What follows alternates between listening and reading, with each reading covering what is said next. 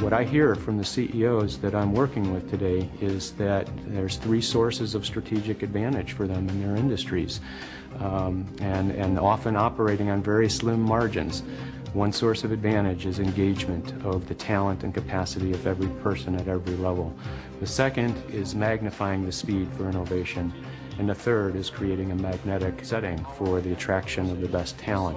What appreciative inquiry does is it helps CEOs address every one of those agendas. CEOs want to get to the value much faster, and when they're dealing with large-scale transformations, they do not have the patience to wait a number of years to get to where they want to go. And we believe that appreciative inquiry, and what we call e-positive change, is the right accelerator, the right enabler for the kinds of transformations that our clients are currently experiencing. It can be a merger, it can be adaptive IT, where they're changing how they structure and how they apply their IT systems in an organization. It can be an ERP engagement. I mean, it can even be a cost reduction engagement where they want to use positive techniques when they go through the transformation. One way to begin to understand appreciative inquiry is that it really does ask us to go beyond the deficit-based habits of management that we've grown up with. We've got an idea that the best way to engender change is to create a burning platform, or to begin to analyze what's broken, what's wrong, and so on. What happened in our work is we started saying, wait a second, that's one set of assumptions, but maybe there are others. And we started saying that organizations aren't problems to be solved, they're solutions to be embraced. Organizations, people, relationships, teams move in the direction of what they study. We move in the direction of what we think about, what we ask questions about, and what we study. So if we study the problems, we'll become wizards of problems, experts in problems. If I think back about using the more traditional approach to change and transformation, particularly in the information technology space, I would go into an organization and look for things that were wrong. What do we have to fix? With appreciative inquiry, we don't ask what's the problem. We ask what do you want more of in your organization. When you go into someone and you say, tell me about the time that you did something the best you ever have, or that you were the most successful, all of a sudden their eyes light up. They're proud about what they're talking about, and it motivates them. So we engage customers, suppliers, community members, union leadership, as well as employees from the workforce and management. So we get everybody involved in looking at what's possible in the organization. The more we began to search and listen carefully to the stories of the true, the good, the better, the possible, we found that the system began to move in that particular direction with a tremendous amount of energy. You've got to find ways to keep the hearts and the minds of people engaged. And you've got to find ways to keep them thinking about the future while they're doing today's work.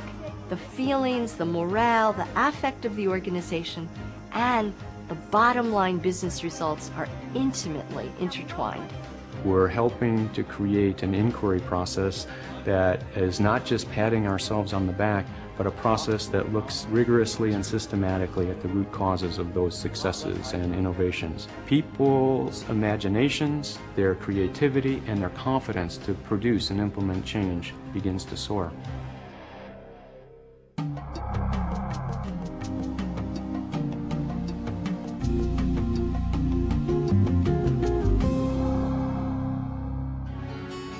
Douglas before was definitely a top-down, traditional, top-down managed company.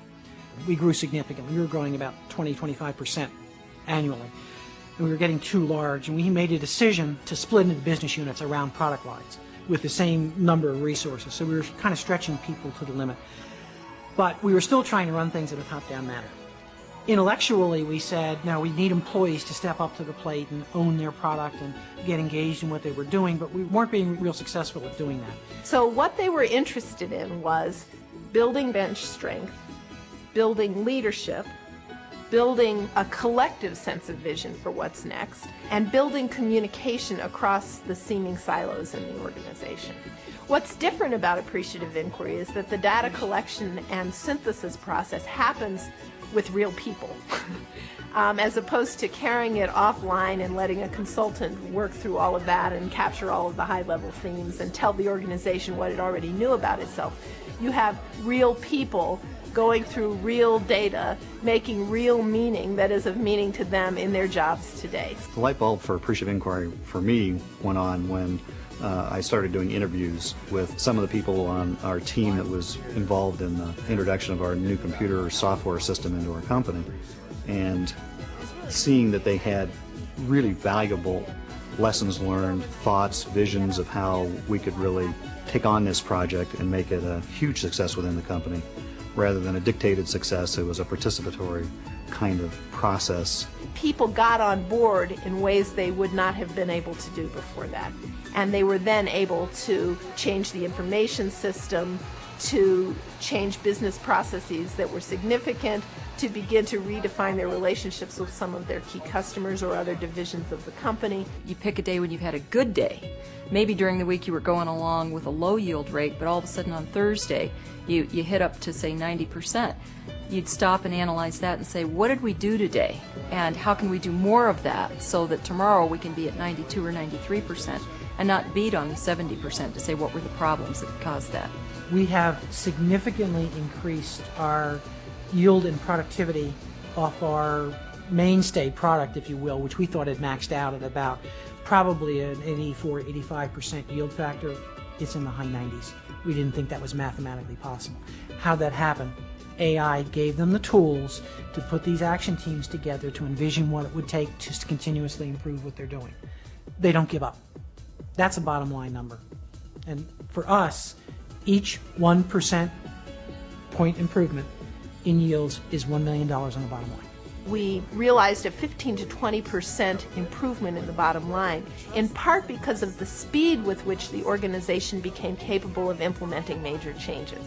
In the process, turnover went down, employee satisfaction went up, productivity increased, operations improvement suggestions were up by 100%. I mean, statistic after statistic showed that there were bottom line results that happened, but I believe it happened as a result of people finding what mattered to them and becoming really engaged in the business.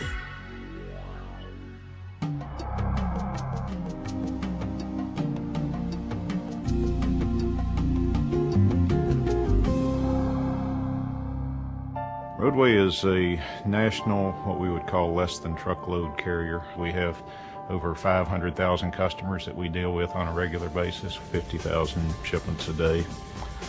We have 29,000 employees situated in about 395 facilities around the country. Roadway was interested in appreciative inquiry to support a more strategic leadership initiative. We were looking for an approach to make that happen, something beyond the very traditional problem solving might have gotten us some incremental improvement. We were looking for some breakthrough improvement that would really differentiate us in the marketplace, and that's what I think appreciative inquiry brings to the table. We have a vision at Roadway that says we want everyone to be engaged in the success of the company and committed to the success of each other. So as we learned more about appreciative inquiry, we could see that this was truly a vehicle that would enable us to get people engaged. You know, for as much as we talk about wanting to have positive relationships in everything that we do, yet we seem to focus on negative experiences. And as David Cooperrider explained to us, set those aside and let's change the dialogue. You step back and think about 150 Teamsters, dockworkers, drivers, frontline supervisors, managers sitting at tables with our vice presidents, our president of the company. Now you've got the ambassadors, the change agents right there who co-created the future. Let's remember, all this has to be tied back to the bottom line. Meaningful results for the company. What was really amazing was how they were so focused on tangible outcomes. You know, there was a lot of common ground. Everybody wanted this to be more than an HR activity where everybody left feeling good. They crafted a statement that said, we're going to crush our competition in the marketplace. We're going to have world-class service. We're going to have throughput in this organization like we've never imagined. They really reached out and got into the dream phase of appreciative inquiry to say, let's think about how this could be 5 years from now. They said this is how it could be in 5 years, but we want it now. So now you have teams of labor employees and management employees, engineering experts, working together to come up with the best possible dock layout to allow us to be the most efficient and achieve the kind of throughput, which is like the internal speed of our operation. To have labor and management coming together to create this win-win scheduling process hadn't really been done before. To take the collective wisdom of this entire group and say, let's talk about when we have performed well. Let's talk about the desired state of affairs that we want here.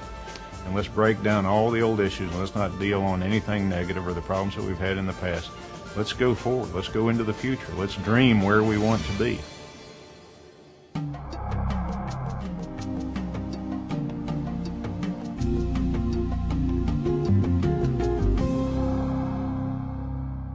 The value that CGEY brings to the E-Positive Change approach is the breadth of employees that we have, the professional consultants that have been trained in E-Positive Change and have been using it with our clients. I want our clients to know that it's not just about that particular project or transformation, that the way you go about change is affecting their organization pervasively. It's affecting their organization outside of that transformation.